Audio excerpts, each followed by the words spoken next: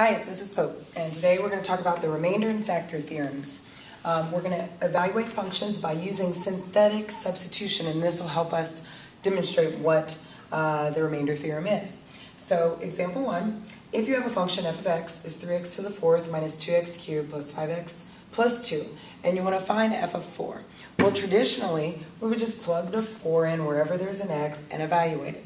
So this is how we would evaluate it. We would say f of 4 is equal to 3 times 4 to the fourth minus 2 times 4 cubed plus 5 times 4 plus 2.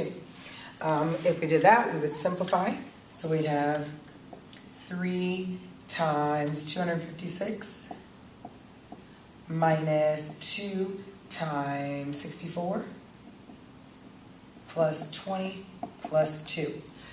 Simplify all that, multiply the 3 by the 256, you'll end up with 662. So that's traditionally how we would do it. There is another way that's called synthetic substitution. And the way it works is just like synthetic division, we would set it up with the 4 on the outside, and then we put the coefficients of the polynomial. So as long as it's in standard form, highest degree is first. So we have the coefficient of the fourth power is 3, the cube, negative 2. Now notice there's no squared term, so we must put a 0 in place of here, because we have to go 4, 3, 2, and then the x term is 5, and the constant, 2. So it goes 4, 3, 2, 1, x, and none. So now that we have all of our places, we use synthetic substitution. This is where you bring down the 3 and you start the process. So you take 4 times 3 and get 12, add them up, do it again. So this of course would be 10, 4 times 10 is 40, add them up, bring it down. 4 times 40 is 160, add them up, bring it down. 4 times 165 is 660, add them up, 662. Notice, these two are exactly the same. This is just a shortcut, and it's called synthetic substitution. And this illustrates what the remainder theorem is. If a polynomial is divided by x minus r, so really if it's divided by x minus r, or x minus 4, you can plug in the 4, and the remainder is the same as the function evaluated at that value. So if we had 4 here, and we plugged it in exactly like this, and you find it with synthetic substitution, your remainder is exactly what it would be. Alright, so example 2, here we are, let's find f of 3. Let's use synthetic substitution. So we have our 3 here, and we have 3, 2, 1, none as far as x is. So we don't have to have any placeholders. We have 3, negative 6, 1, negative 11. Let's bring down the 3. Remember we always add. And let's get started. 3 times 3 is 9. Add them up. We get 3. 3 times 3 is 9. Add them up. We get 10. 3 times 10 is 30. Add them up. We get 19. Check your work and see if you plugged 3 in, if you indeed get 19. Check it, show it on your paper, and I'll look at that tomorrow. The remainder theorem is at work. All right, example 3. Let's look at the factor theorem now. If we want to find f of 5, if this is our function, if this is our polynomial, well, let's use synthetic substitution and see what happens. Let's put our 5 here. 3, 2, 1, none. So I don't need any placeholders. So 1, negative 7, 7 and 15. Let's bring down the 1. 5 times 1 is 5. Add them up. Negative 2. 5 times negative 2, negative 10. Add them up. Negative 3. 5 times negative 3, negative 15. Add them up. You get 0. So this is where it becomes interesting.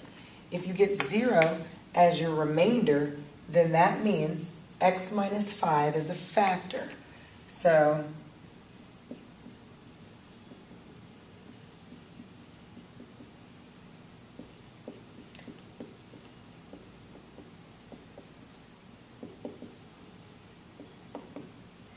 Okay, so if you get a remainder of 0 when you do the synthetic substitution, that tells you that this value is part of the factor. X minus that would be a factor. So x minus 5 is a factor of this polynomial.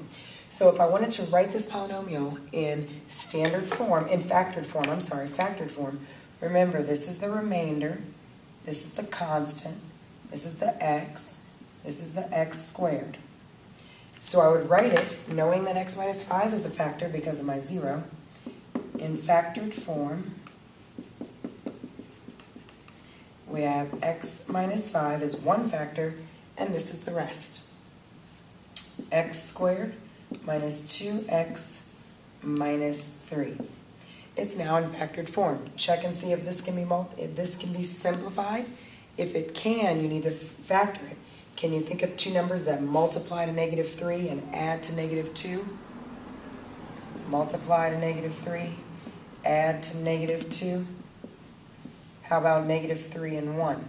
Negative 3 times 1, negative 3. Negative 3 plus 1, negative 2.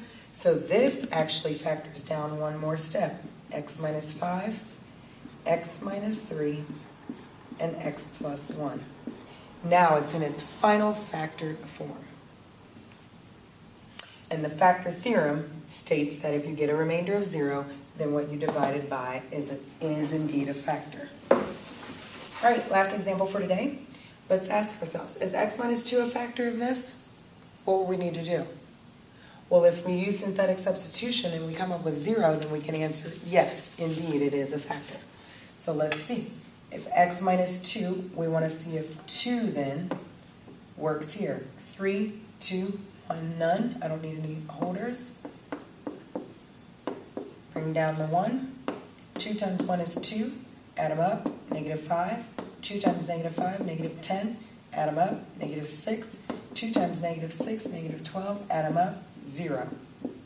So yes, x minus 2 is a factor of this polynomial. If you'd like to write out the rest of it, remember this is the remainder. This is the constant, x squared. So we would have x minus 2 times x squared minus 5x minus 6. See if you can factor it. Don't forget that if you leave it and it can be factored, then it's not simplified. What multiplies to negative 6 and adds to negative 5? What multiplies to negative 6 adds to negative 5?